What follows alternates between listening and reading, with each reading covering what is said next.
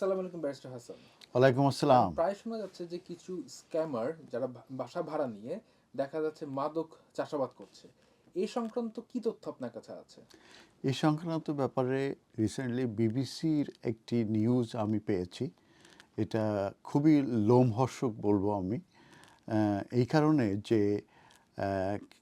Scammer যারা মূলত pretending করেছে যে টেনেন্ট হিসেবে, এবং তারা ওই বাসা রেন্ট করে তারা মূলত সেখানে ক্যানাবিস এর চাষ করছিল, এবং সেটা ধরা পড়ে গেছে এবং এর সঙ্গে পুলিশ ইনভলভ হয়ে গেছে, এবং এটা বিবিসির নিউজে এসেছে।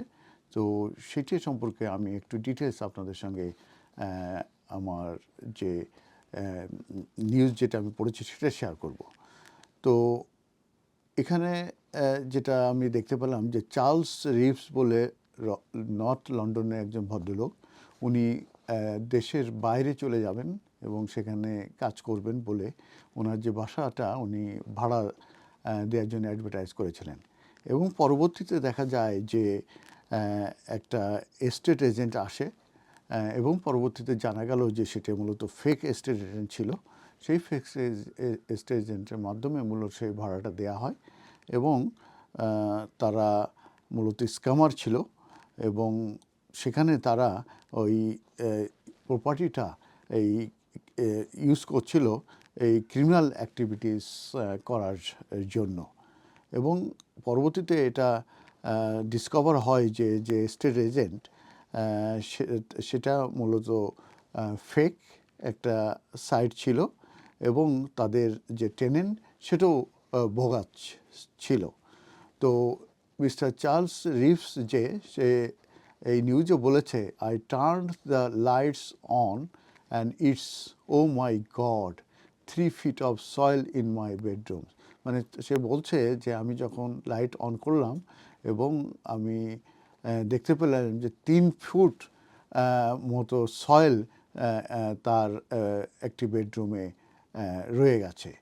তার অর্থ এই যে তারা ওই, এবং তারা সে সারপ্রাইজ হয়েছে যে floors are even with standing all this stuff, এবং ফ্লোরও কিন্তু এই যে সয়েল এগুলো দিয়েছে, এবং তারা প্রায় 500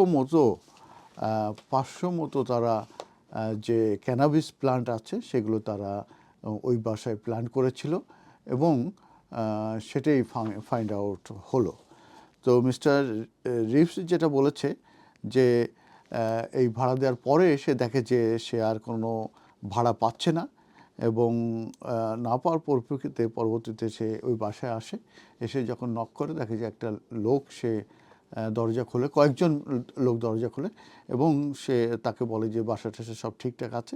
যখন সে ভিতরে যায়, যেয়ে সে দেখে যে এরকমের প্রায় 10 টনের উপরও সয়েল একটা বেডরুমে রয়ে গেছে, এবং প্রায় 400 থেকে 500 ক্যানাবিস তারা মূলত ওইটার ভিতরে চাষাবাদ করেছে, এবং তারা এই ক্রিমিনাল অ্যাক্টিভিটিস সেখানে করছে।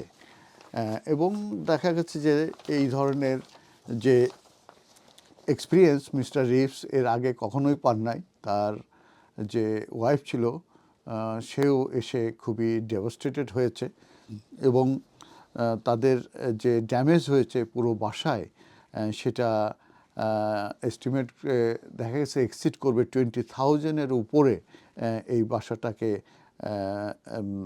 রিফারবিশ করে এটা হ্যাবিটেন্ট যদি করতে হয়, সেক্ষেত্রে তাদের এই মোর দেন 20,000 তাদের আসলে খরচ করতে হবে। তো মিস্টার রিভস যেটা ডিসকভার করলো যে সেখানে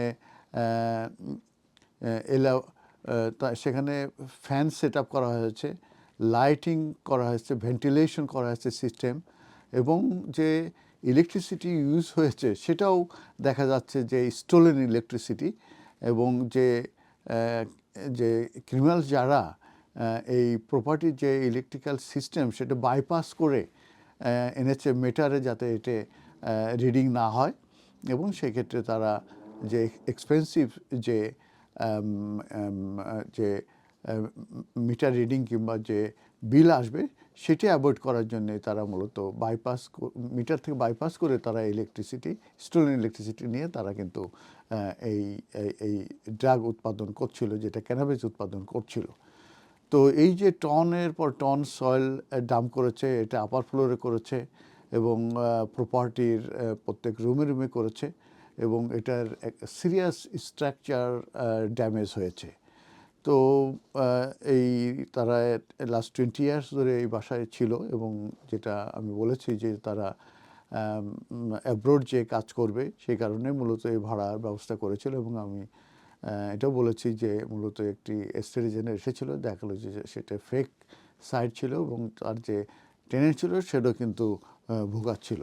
তো এখন আমি মেট্রোপলিটন পুলিশের একটা ফিগার থেকে জানা যায় যে 1000-এর বেশি ক্যানাবিস ফার্মস এই ধরনের বাসায় তারা ফাইন্ড আউট করেছে, ডিসকভার করেছে এবং এটা লাস্ট ফিউ ইয়ার্সে। এবং এ টোটাল অফ 1056 তারা এই ফাইন্ড আউট করেছে বিটুইন দ্য 2018-19 অ্যান্ড 22-23 ফিনান্সিয়াল ইয়ার্সে। এটা মোর দেন 1056 এর মতো তারা এই ক্যানাবিস ক্রিমিনাল অ্যাক্টিভিটিস তারা ফাইন্ড আউট করেছে। তবে এক্সপার্টরা বিলিভ করে থাকে যে এই figure represent only a tiny proportion of the cannabis farms currently in operation এবং এটা এবং তারা যেটা বলতে চাচ্ছে যে এই ধরনের ক্রাইমস যারা করছে কিংবা ক্রিমিনাল যারা আছে তারা এই ধরনের অ্যাডভান্টেজ নিচ্ছে অফ দ্য রেন্টাল মার্কেটে to set up illegal grow operations এবং তারা এই মাসের পর মাস তারা এগুলো ইউজ করে। তো এই ক্ষেত্রে আমি এটা শেয়ার করার যে মূল উদ্দেশ্য যে আমাদের বাংলাদেশের কমিউনিটিতে অনেকেই ল্যান্ডলর্ড আছেন এবং তারা কিন্তু তাদের প্রপার্টিগুলো কিন্তু রেন্ট দিয়ে থাকেন এবং আমরা অনেকেই কিন্তু এস্টেট এজেন্টের মাধ্যমে দিয়ে থাকি এবং আমাদের আসলে সেই ধরনের সময় হয় না যে বাসাটা ভিজিট করা কিংবা দেখা যে সেখানে কি হচ্ছে, সেখানে ঠিকমতো আছে কিনা। তো যারা ল্যান্ডলর্ড আছেন তারা আপনারা ভেরি কেয়ারফুল থাকবেন, বিশেষ করে যেটা বলেছি যে এই ধরনের ফেক